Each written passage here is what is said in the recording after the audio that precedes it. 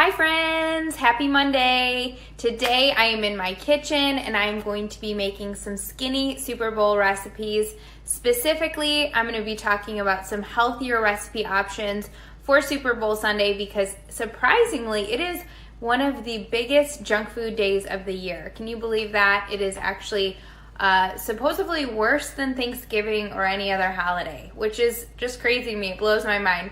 I don't know how many of you guys watch football out there, but I am not a huge football fan. I have to admit it.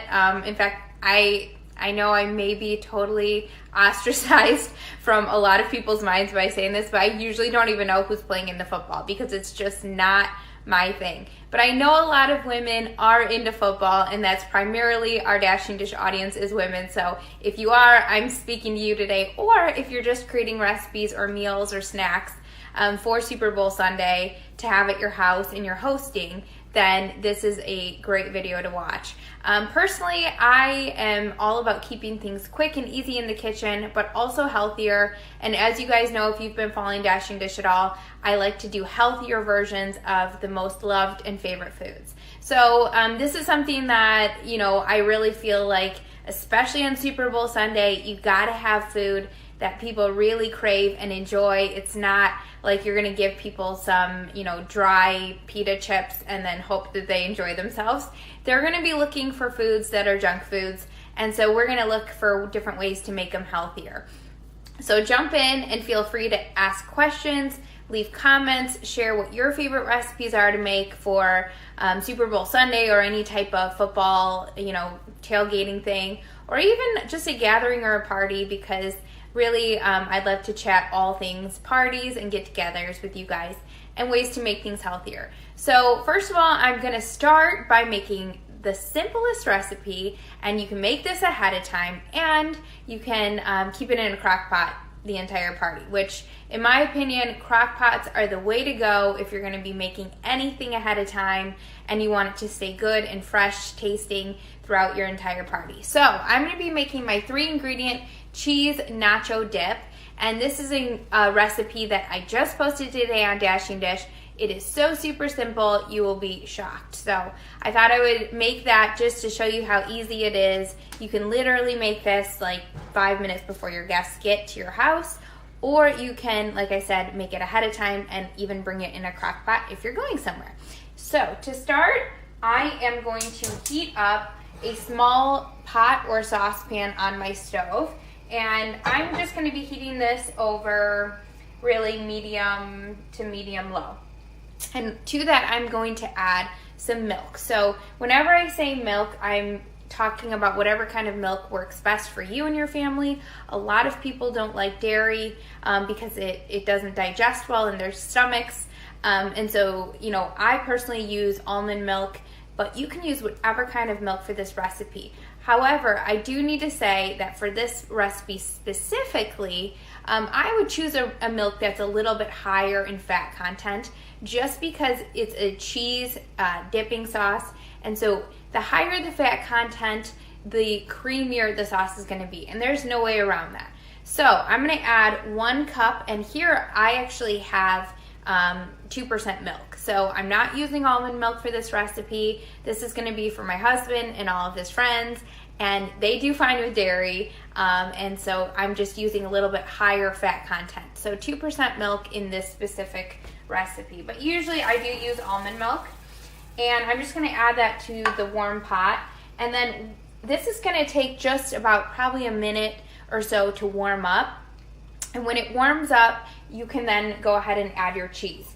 A note about the cheese is for this recipe or any recipe where you're, say, doing like a macaroni and cheese, or you're doing anything with cheese at all, that's really, the cheese is the star of the dish. In my opinion, you want to use freshly grated cheese. And the reason why is it melts way better than the pre-grated stuff. So if you buy a cheese that's pre-grated, it will work for this recipe, but it will be so much better, and you won't have any kind of gumminess or curdling or any problems with the cheese melting if you use freshly grated. And the reason for that is that when you buy a bag of pre-grated cheese, a lot of times there is like some guar gum or some different agents in it that will prevent caking of the cheese over time in the bag.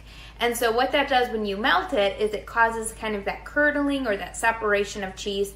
But when you buy just a block of cheese, and I'll show you what I mean by a block of cheese, just like this, doesn't have to be any specific kind or brand, just a cheese that melts really well. So for this one I used Colby Jack cheese, but you could use any kind of cheese that melts really good and tastes great to you. So like whether it be Swiss or whatever type of cheese. So you just take this and you grate it using a grater. Hopefully you all have a grater, and if not, it's super cheap. You just buy one at Target or Home Goods, and you grate up 2 cups of cheese. So that's what I have here, is 2 cups of freshly grated cheese. I'm gonna add that to my milk, and I know it's warm because it's starting to kind of bubble in there. So I'm gonna add that, and you can see that the cheese will melt really quickly after I add it because the milk is already warm. So I'm gonna turn the heat down to low because I don't want the milk scalding, which is just when the milk gets really, really hot. So you turn that down to low, and then you can see how the cheese melts almost instantly. Now from here, you'll wanna make sure that you're stirring it pretty consistently because again, you don't wanna have any kind of clumps or anything forming in the milk with the cheese. So I'm just gonna give it a stir every now and then. I'm not gonna tell you I'm doing so, I'm just kinda doing that. Now, to this, you're gonna wanna add seasonings that you enjoy in a cheese sauce. Now, to me, a nacho cheese sauce should have some flavors of kind of a nacho. So that would be for me some paprika, maybe some cumin, some chili powder, and you don't wanna go heavy-handed with this. I just did a 4th teaspoon of each of these seasonings. You could do some garlic powder in there. You can never go wrong with garlic in my opinion. And so just add just about a 4th teaspoon of each seasoning. Then when it's done, you can taste it after it's done. You can always add more. And that's my rule of thumb with seasonings, is taste it and then you can always add more. It's really hard to go backwards. So if you're ever unsure, like, will I like this seasoning in here or how much should I put, always go light and then add more. So I'm gonna give it a quick stir. I'm gonna add some paprika, some chili powder, and a little bit of garlic powder. And I'm gonna take out my measuring spoons just to show you guys, but you don't actually have to measure the seasonings out. If you feel pretty comfortable, you can kind of just sprinkle them in there too. So 4th teaspoon of garlic powder, and 4th teaspoon of chili powder, which I haven't even opened yet. Grab my knife.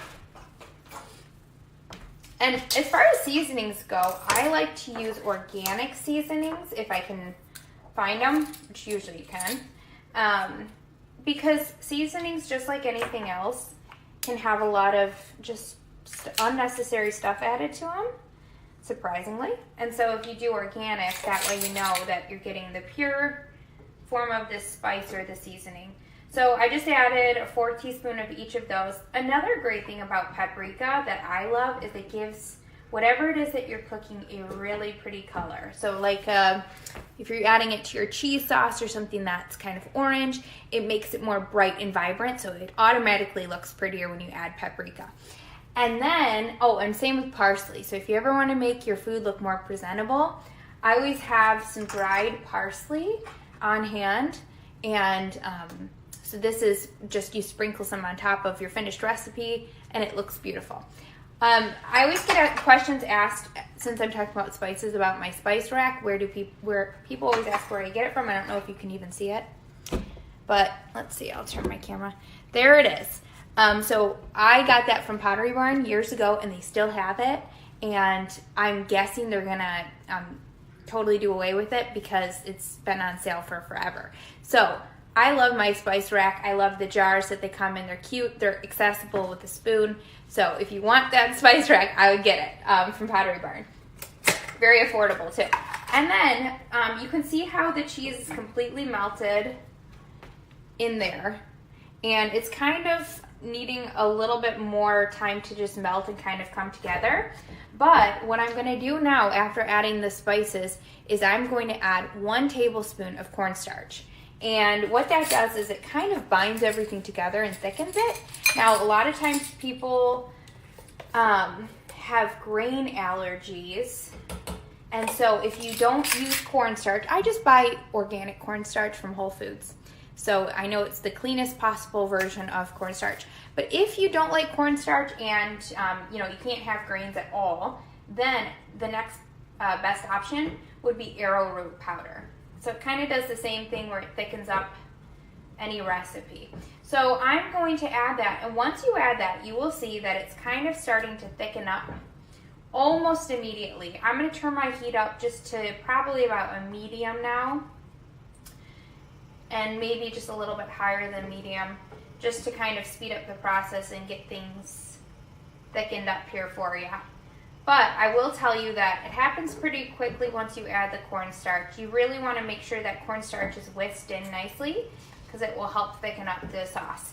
While that's happening, let's talk about some other healthy options for the Super Bowl. So what do you guys like? I know that a really big one is pizza, buffalo chicken wings, buffalo everything, dips, sauces, nachos.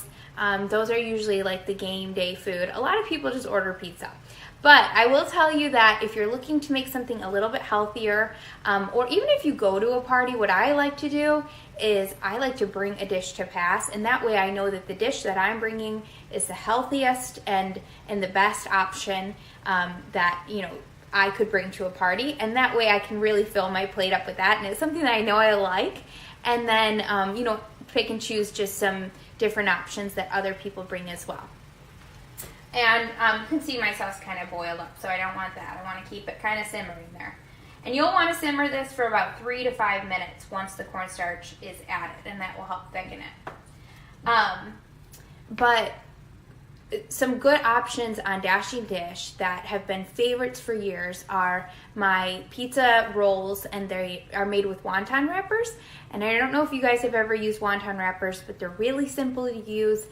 You can find them usually in the produce section, right in the fridge area, so like wherever it's the cooled area, and then sometimes it's near the Asian foods.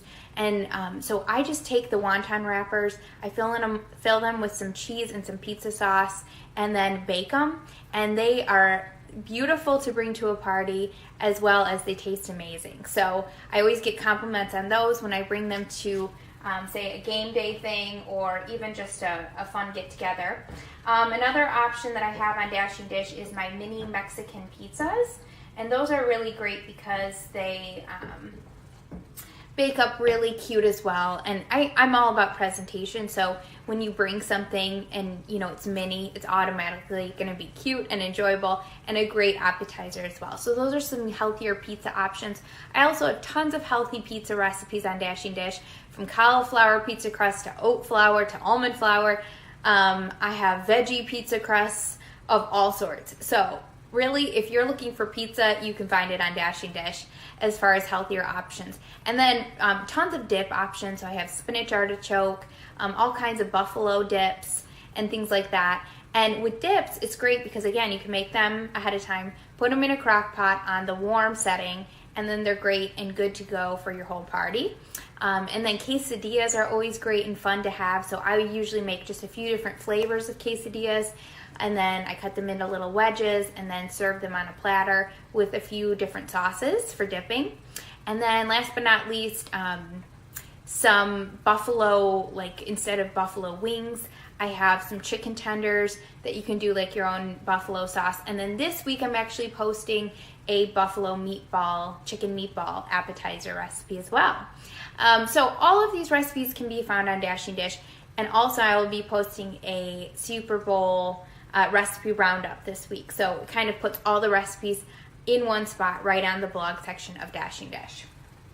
So you can see the cheese sauce is starting to thicken up nicely, and it will continue to do so. You'll want to do this for about maybe a total of 5 minutes. Now, you should have absolutely no curdling. It should be smooth and creamy. If for whatever reason you start to see that it kind of clumps up at all, you can add just a little bit more milk. If it's not as thick as you'd like it to be, you can add a little more grated cheese to it until it gets to that consistency that you like.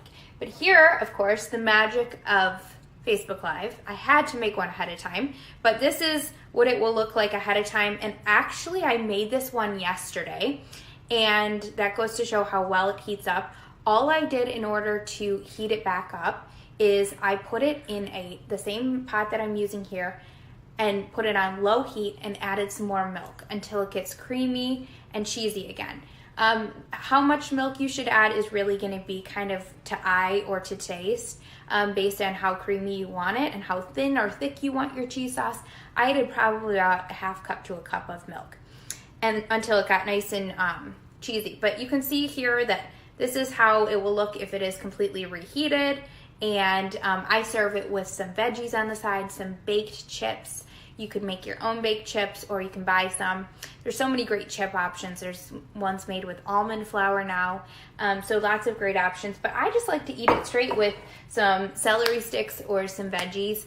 You can also even take that cheese sauce and put it on tacos or whatever kind of Mexican-inspired dish that you may be having. So I hope that this was helpful for you guys, and I would love to hear any feedback that you guys have. And if you make a Dash and Dish recipe for Super Bowl Sunday, I would love to see it on Instagram or Facebook or wherever you do social media. So cheers, hope you have a wonderful Super Bowl and have a great rest of your Monday.